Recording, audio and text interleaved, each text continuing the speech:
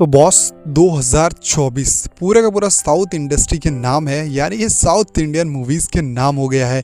ये मैं क्यों बोल रहा हूँ, इसका बहुत बड़ा रीज़न है। सबसे पहले तो कल की 2898 एडी के रिलीज़ होने के साथ साथ जो कि अब सबसे ज़्यादा कमाई करने वाली मूवी की रेस में आगे बढ़ती जा रही है, उसके साथ साथ ये पूरा का पूरा जो 2024 है ना, ये साउथ इंडियन के नाम होने वाला है। जैसे ही कल की 2898 एडी रिलीज़ हुई, अब एक बंदे ने मार दिए वाइल्ड कार्ड एंट्री। अब वो कौन है आप लोग मैं बताता हूँ। जी हाँ, थंगलान का ट्रेलर देखा तुमने? अगर नहीं देखा है ना तो मैं आपको बताता हूँ, और जाओ ट्रेलर देख के आओ। उसके पहले ही कुछ चीज़ें जान लो कि अगर आपने ट्रेलर देखा है तो आओ उसके बारे में बात करते हैं। मैं आपको बताता हूँ, ट्रेलर जो ऐसा बनाया है ना कि आप मूवी को सोच भी नहीं सकते कि भाई मूवी में होने क्या वाला है।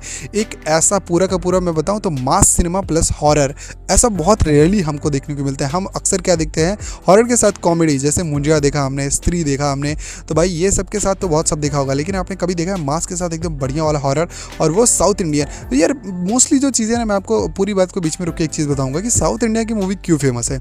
उनके पास एक कॉन्सेप्ट है जो कभी ना रिपीट होने वाला कॉन्सेप्ट है। मतलब वो हमेशा कुछ अलग लेके आते हैं, एक नया वर्ड लेके आते हैं। और वैसे भी आजकल साउथ इंडियन की मूवीज़ में ऐसा ही हो रहा है, हम अलग दुनिया में खोते जा रहे हैं। और उनमें आप जान लो कि हर एक मूवी में वो जानवरों को बहुत ज़्यादा दिखाते हैं, एनिमल्स को दिखाते हैं, तो उसका भी कहीं ना कहीं एक अलग रीज़न है। और वो लोग ना एक अलग दुनिया क्रिएट करते हैं। हम टिकट तो लेके जाते हैं सिनेमा घर का, लेकिन हम पहुंच जाते हैं एक अलग दुनिया में। तो ये जो अलग दुनिया क्रिएट करने, एक जो यूनिकनेस है ना साउथ इंडिया में, यही इसको खास बनाती है। और साउथ इंडियन मूवीज़ कभी ना रिपीट करने वाले कॉन्सेप्ट पे हमेशा काम करती हैं, और इस बार भी वही हुआ है। थंगलान में जो चियान विक्रम है, भाई साहब इनकी आंखें ही बता देती हैं, इनको डायलॉग की ज़रूरत नहीं पड़ती है। इतना खतरनाक एक्सप्रेशन। और वैसे भी इनकी बहुत ज़्यादा जो मूवीज़ हैं, मैंने स्पेशली इनकी एक मूवी देखी है आई। अगर आप लोगों ने भी देखी है ना, अगर नहीं देखी है तो बॉस देखो, और अगर आपने देखी है ना तो कमेंट करके बताओ आपको कितनी ज़्यादा पसंद है। इनकी उसी मूवी से मुझे लगता है कि लोग इनको, बहुत सारे लोग तो उसी मूवी से इनको पहचानते होंगे। और इनकी एक और है अपरिचित, यार कमाल की मूवी इन्होंने बनाई है, और इस बार भी ये कुछ अलग ही लेकर आ रहे हैं थंगलान एकदम। और आपको पता है ये एक रियल लाइफ केजीएफ स्टोरी है, जैसे कि हम सब लोग ने देखा था केजीएफ में जब इंडियन गवर्नमेंट बन गई थी, ये तब की कहानी है। लेकिन जो हमारी थंगलान है, ये जब अंग्रेज थे, मतलब कि उससे कई सौ साल पहले की कहानी है, जब थंगलान की स्टोरी है। और बॉस ऐसा मैं आपको बता दूं कि जो स्क्रीन जो रिप्रेजेंट है ना, वो एक पूरी कहानी को लेके एक अलग वर्ल्ड में, यानी कि हम सब मूवी देख रहे हैं कब 2024 में। और स्टोरी कहाँ की है मुझे नहीं पता, शायद 200-400 साल पहले की है। और हमें ऐसा फील होता है ना कि ये सब असल में ऐसा ही हुआ होगा। सोचो, जबकि हम में से किसी को नहीं पता कि उस टाइम पे क्या हुआ होगा, लेकिन मूवी को इतना ज़्यादा रियलिटी के साथ कनेक्ट करती है और चीज़ों को, और सिनेमा को। साउथ इंडियन यार बेस्ट मैं बोलता हूँ, इनके पास स्टोरी होती है भाई। वीएफएक्स एंड ऑल तो एक अलग साइड में आप रख दो, ये जो स्टोरी लेकर आते हैं ना, चाहे वो कल की 2898 एडी हो, चाहे वो कोई भी मूवी हो। कल की 2898 एडी को भी हम सबको पता था कि ये महाभारत से रिलेटेड है, इसमें महाभारत के कैरेक्टर है, कल की कली सब कुछ। बट बॉस जो स्टोरी निकल कर आई सामने, जो ट्विस्ट निकल कर आया सामने, उसने सबको हैरान कर दिया। तो ठीक उसी तरह भाई कल थंगलान मैं बता दूं वाइल्ड कार्ड एंट्री है 2024 में। जिनको लग रहा था कि ये भैया हो गया, अब कल की बहुत आगे चली गई, कल की का रिकॉर्ड बन गया, तो थंगलान फिर से आ रही है। और इसकी जो ट्रेलर है वो भले ही ना समझ में आया, लेकिन एक चीज़ समझ में आ गया लोगों को कि इसका टिकट बुक करना है और ये मूवी देखनी है। ये चीज़ सबके दिमाग में बैठ गई है, और मेरे भी दिमाग में बैठ गई है। लेकिन एक चीज़ जो है, जो थंगलान के लिए थोड़ा सा रोड़ा बन सकती है, वो है नॉर्थ इंडियन की ऑडियंस। अब मैं आपको क्यों बोल रहा हूँ, क्योंकि इसकी जो रिलीज़ डेट है वो कहीं ना कहीं सुनने को आ रही है 15 अगस्त को। तो भैया 15 अगस्त को ऑलरेडी बहुत बड़ा कंपटीशन तैयार बैठा है। अब देखना होगा कि थंगलान इसमें क्या कर पाती है। लेकिन एक स्त्री है जो कुछ भी कर सकती है। वैसे तो सारी स्त्री कुछ भी कर सकती है, लेकिन 15 अगस्त को स्त्री ऑलरेडी कुंडली मारकर बैठी हुई है उस रिलीज अपनी मूवी की रिलीज़ को लेकर के। थंगलान वहाँ पर जाएगी तो शायद स्त्री उसके साथ भी कुछ कर दे। तो इसलिए थंगलान को मुझे लगता है कि इसकी जो रिलीज़ डेट है आगे पीछे कर देनी चाहिए, क्योंकि क्लैश करने का कुछ मतलब नहीं है यार। सिनेमा इतना तगड़ा आ रहा है ना कि स्त्री टू को देखने के लिए भी लोग बेसब्री से इंतजार कर रहे हैं। और थंगलान का ट्रेलर इतना मस्त आ गया है, यूनिक सी स्टोरी। भैया तो रिलीज़ में तो रिक्वेस्ट यही करूँगा कि थोड़ा आगे पीछे कर दो, हमारा भी थोड़ा ध्यान रखो, छुट्टी का, विकेट का, तो बहुत सारी फैक्टर्स है। लेकिन थंगलान का स्पेशली जो ट्रेलर है यार, उसमें आपने एक चीज़ देखा होगा कि जिस हिसाब से चियान विक्रम ने खुद को रिप्रेजेंट किया है, कि मतलब एकदम पूरा रूप ही बदल लिया है। अगर जिनको ये एक्टर नहीं बताया ना, तो आप पहचान भी नहीं पाओगे ये वही है। जिन्होंने उनकी पुरानी मूवीज़ नहीं देखी है, उनको तो पता भी नहीं चलेगा कि अरे ये तो बहुत फेमस एक्टर है। एकदम लगेगा कि एकदम रियल और एकदम यूनिक वही कैरेक्टर है, वही आदमी है।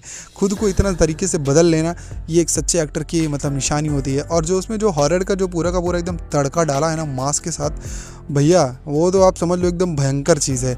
अब जो एक कॉमन चीज़ है किसमें, बाहुबली में और इसमें, मतलब थंगलान में, साउथ इंडियन की मूवीज़ में एक चीज़ जो कॉमन होती है वो होती है एक्शन। ये इनको एक्शन नहीं, इनको एक्शन का बाप कहते हैं। जब भी मैं उसमें सोनी मैक्स पे या फिर किसी पे भी जब अपने घर में मूवीज़ देखता था और देखता हूँ तो उसमें एक ऐड आता था कि सोनी मैक्स और इसमें सिनेमा का बाप। तो वो जो सिनेमा का बाप है ना वो है एक्शन का बाप। अब वो जो एक्शन का बाप है ना वो है साउथ इंडियन मूवीज़।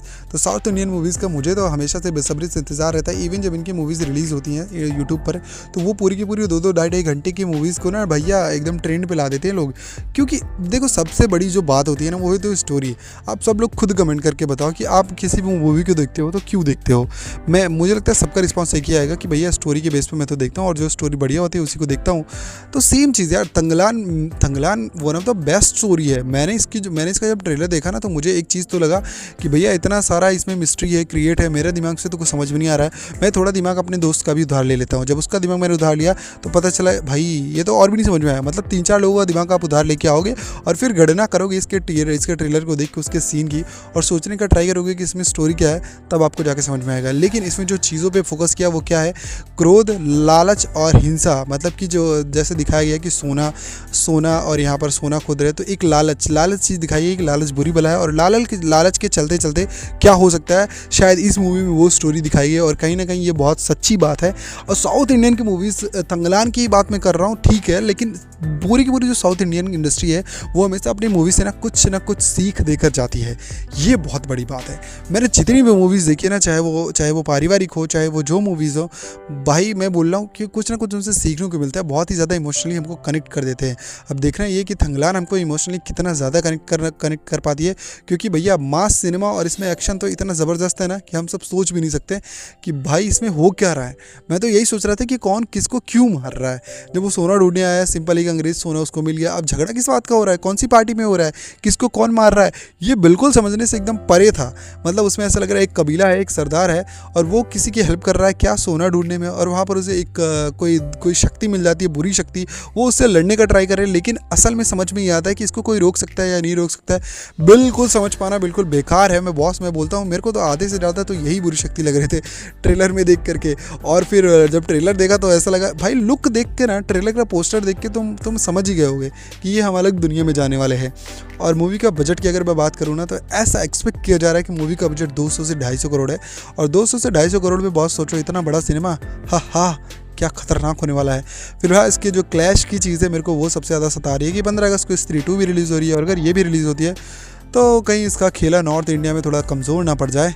देखना अब क्या होता है। आप लोग ही कमेंट करके बताओ कि क्या होगा। क्या स्त्री 2 से कोई पंगा ले पाएगा या फिर स्त्री 2 जो चाहेगी वही करेगी। ये आपके कमेंट के ऊपर निर्भर करता है कि आप लोग क्या चाहते हो और क्या करवाना चाहते हो, क्योंकि स्त्री भी वही उतना कर पाएगी जितना उसकी ऑडियंस करवा पाएगी। तो चलिए मिलते हैं नेक्स्ट वीडियो में। वीडियो पसंद आई हो तो वीडियो को लाइक कर दो और चैनल को सब्सक्राइब ज़रूर करना।